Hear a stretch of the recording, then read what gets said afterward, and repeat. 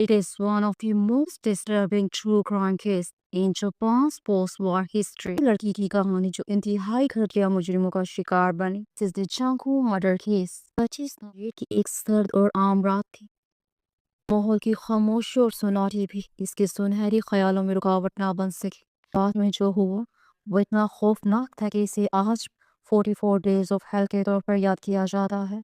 Night, Hiroshi along with the other gang members gang raped her, size iron ball और मुक्कों से मारते।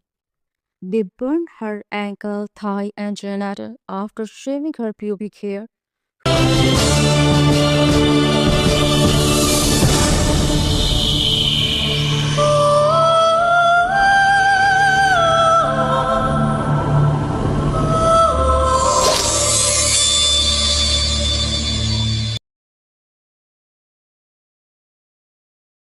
It is one of the most disturbing true crime cases in Japan's post-war history. एक ऐसा case जिसने न सिर्फ इंसानी जुल्म व बर्बरियत की तारीख तरीन कोशिशों को बेनकाब किया, बल्कि इसने हमारी निशानदही एक बहुत पेचीदा और तल्ख हकीकत की तरफ भी की।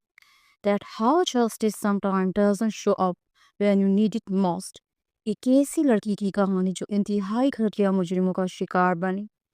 Her story left Japan shaken and were utterly horrified. This is the Chanku murder case. 18 जनवरी 1971 में मिसाटो में पैदा हुई। वो अपने पेरेंट्स और दो भाइयों के साथ रहती थी। वो हाइशो मिनामी हाई स्कूल की टॉप स्टूडेंट थी। वो excellent grades and almost never absent. वो शाइस्ता नरम लहजे में बात करती थी। अपनी खूबसूरती और अच्छे अखलाक की वजह से वो लड़के और लड़कियां दोनों में पसंद की जाती थी। मगर वो घर में अपने भाइयों का ख्याल करती थी, अपनी माँ के कामों में मदद करती थी और बगैर किसी शिकायत के सबके काम आती थी। जोंकू वॉज एन ओबीडियंट चाइल्ड। लड़की की तरह इसके भी कुछ ख्वाब थे जिनको पूरा करने के लिए वो दिन रात मेहनत करती थी। वो एक आइडल बनना चाहती थी। She worked evening at a plastic molding factory to save money for her graduation trip. इसके दोस्त और टीचर इसको रहम दिल, हमेशा मुस्कुराने वाली और जिंदगी से भरपूर लड़की के तौर पर बयान करते हैं। None of them could have imagined what was coming. वो 25 नवंबर की एक सर्द और आम रात थी। देखने में बाजार सब कुछ मामूल के मुताबिक लग रहा था। सर्दी की शिद्दत से बचने के लिए काफी लोग अपनी दुकानों और घरों के अंदर ही थे, जिसकी वजह से इर्द-गिर्द खौफ का आलम था। वक्त अभी 8:30 का हुआ था, मगर ऐसा मालूम हो रहा था जैसे आधी रात हो रही हो। ऐसे में जंग अपनी पुरानी साइकिल पर तेजी से पेडलिंग करते हुए अपने घर की तरफ रवां दवा थी। वो जल्दी ही अपने घर पहुंचना चाहती थी। इसका दिल तेजी से धड़क रहा था। वो अपने ख्वाबों की तकमील का सोचकर बहुत ज़्यादा एक्साइटेड हो रही थी। वो अपने इर्द गिर्द के खतरों से बिल्कुल बेनियास हो चुकी थी। माहौल की खामोशी और सन्नाटे भी इसके सुनहरी ख्यालों में रुकावट ना बन सकी। ऐसे में दो मोटरसाइकिल की फट-फट की आवाज़ों ने ब्रेक थ्रू द साइलेंस। इनको रास्ता देने की गर्ज से जंको ने अपनी साइकिल का रुख सड़क के किनारे की तरफ किया, मगर अगले ही लम्हे एक मोटरसाइकिल सवार ने इसे जोरदार लात मारी। She lost her balance. वो जोरदार आवाज के साथ नीचे गिर गई। एक लम्हे के लिए वो समझ ही ना पाई कि क्या हो रहा है। एकदम शौक की हालत में थी। इसकी घुटनों पर गहरी चोट आई थी। Are you okay? एक नर्म आवाज इसकी समाज से टकराई। जोंको निखराते हुए ऊपर की तरफ देखा। सामने हिरोशी खड़ा था। वो अभी भी सदमे की हालत में थी। She couldn't distinguish between good and evil. जैसे ही जोंको ने सहारे के लिए अपना हाथ आगे बढ़ाया, हिरोशी ने एक जोरदार झटके से इसको अपनी जानिब खींचा। दर्द की वजह से इसके मुंह से एक आह निकली। जोंको ने हैरानी के साथ हिरोशी की जानिब देखा। थोड़ी देर पहले फरिश्ता सिर्फ इंसान, दरअसल एक शैतानी दरिंदा था। साथ ही इसका दोस्त शिंजी चेहरे पर एक कमीनी मुस्कुरा सजाए खड़ा था। They both were leading at her maliciously.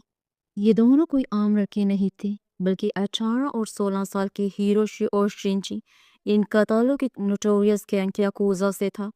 दोनों स्कूल से अपनी बदमाशी और बुरे कामों की वजह से निकाले जा चुके थे। वो चोरी और असॉल्ट जैसे बुरे कामों के लिए जाने जाते थे। बाद में की गई इन्वेस्टिगेशन से पता चला हिरोशी की जोंको से मुलाकात कोई कोइंसिडेंस नहीं थी, बल्कि ये पूरी सोची समझी साजिश थी। वो पहली जोंको के बारे में जानता था। وہ اس کی ایک ایک حرکت پر نظر رکھ رہا تھا۔ وہ کہیں عرصے سے ایک موقع کی تلاش میں تھا اور اس دن اسے یہ موقع میسر آ گیا۔ چونکو کو آہستہ آہستہ خطرے کا احساس ہو رہا تھا۔ وہ خوف، بے بسی، درد جیسے احساسات میں ایک پینڈولم کی طرح چھول رہی تھی۔ اس کا دل ایک انجانے خوف کے احساس سے دھڑک رہا تھا، مگر وہ زخمی ہونے کی وجہ سے بھاگ نہیں سکتی تھی۔ وہ دو تھے، جبکہ وہ اکیلی۔ ان دونوں نے اسے گھر چھوڑنے کی آفر کی۔ وہ ان کو الرٹ نہیں کرنا چاہتی تھی، اس لیے ان کی آفر ماننے کے علاوہ اس کے پاس کوئی اور چارہ نہ تھا، مگر وہ اسے گھر لے جانے کی بجائے ایک ویران ویئر ہاؤس میں لے آئے۔ اس نے بھاگنے کی کوشش کی، مگر بے سود۔ ہیروشی نے اسے بالوں سے پکڑ کر دھمکایا۔ اگر اس نے بھاگنے یا مزاحمت کرنے کی کوشش کی تو اس کے گھر والوں کو نہیں چھوڑیں گے۔ وہ جانتے ہیں کہ وہ کہاں رہتی ہے، وہ ان سے بچ نہیں سکتی۔ اس کو اپنی زندگی پیاری ہے تو وہ ان کا کہاں مانے۔ جنگو سہم گئی۔ وہ ان کے گینگ سے اچھی طرح واقف تھی۔ اس کے چھوٹے بھائی اور ماں کی فکر تھی، اس لیے ڈرتے ڈرتے اس نے ہاں میں سر ہلایا۔ وہ دونوں اسے ویئر ہاؤس سے لے کر ایک ہوٹل لے گئے، جہاں انہوں نے اسے بے دردی سے اپنے حوث کا نشانہ بنایا۔ اپنے شیطانی خواہشات کی تکمیل کے بعد you'd think they would be satiated، مگر بعد میں جو ہوا وہ اتنا خوفناک تھا کہ اسے آج 44 days of hell کے طور پر یاد کیا جاتا ہے۔ Later that night, he called his 17-year-old friend Akura to brag about what happened۔ دوسری طرف اکورا کے دماغ میں ایک شیطانی خیال آیا۔ اس نے ہیروشی کو تاکید کی کہ وہ جنگو کو جانے نہ دے۔ He wanted her to be their sex slave۔ اگلی صبح انہوں نے جنگو کو میناٹو کے آبائی گھر، جو ایڈاچی ٹوکیو میں تھا، وہاں پر منتقل کر دیا۔ وہاں پر ایک اور لڑکے یاسوشی کے ساتھ مل کر چاروں لڑکوں نے جنگو کو گھر کی دوسری منزل پر بنے کمرے میں قید کر دیا۔ اگلے 40 دن تک وہ وہیں پر ان کی غلام بن کر رہی۔ While Minato parents were living downstairs، بعد میں میناٹو کے والدین نے یہ اعتراف کیا کہ وہ اپنے بیٹی کے وحشیانہ پن سے بھی خود کافی زیادہ خوفزدہ تھی، اس لیے وہ اس کے کاموں میں انٹرونشن کا سوچ بھی نہیں سکتے تھے۔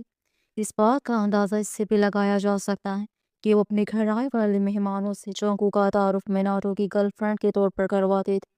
On November 27, Junko parents contacted the police, but to discourage further investigation، انہوں نے جنگو سے زبردستی اس کے گھر پر کال کروائی تاکہ اپنے والدین کو یہ یقین دہانی کروا سکے کہ وہ پوری طرح ٹھیک ہے اور گھر سے بھاگ گئی ہے اور اپنے دوستوں کے ساتھ ہے۔ On the same night، Hiroshi along with the other gang members gang raped her۔ یہ سلسلہ یہاں تک نہ رکا۔ Their abuse escalated۔ کیونکہ 4 main perpetrators، Hiroshi, Okura, Minato, Yasushi along with other 2 16-year-old boys نے جنگو کو وحشیانہ تشدد کا نشانہ بنایا۔ وہ اسے ایکسرسائز آئرن بال اور مکوں سے مارتے۔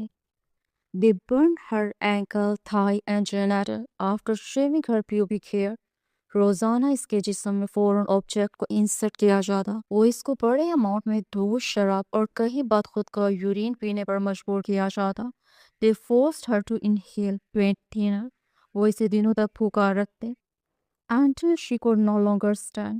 اس دوران اس نے ایک بار بھاگنے کی کوشش کی مگر ناکام رہی۔ By the late December, she was malnourished, disfigured and begging them to kill her already۔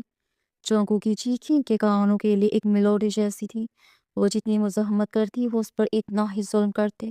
She was now just a shell of her former self۔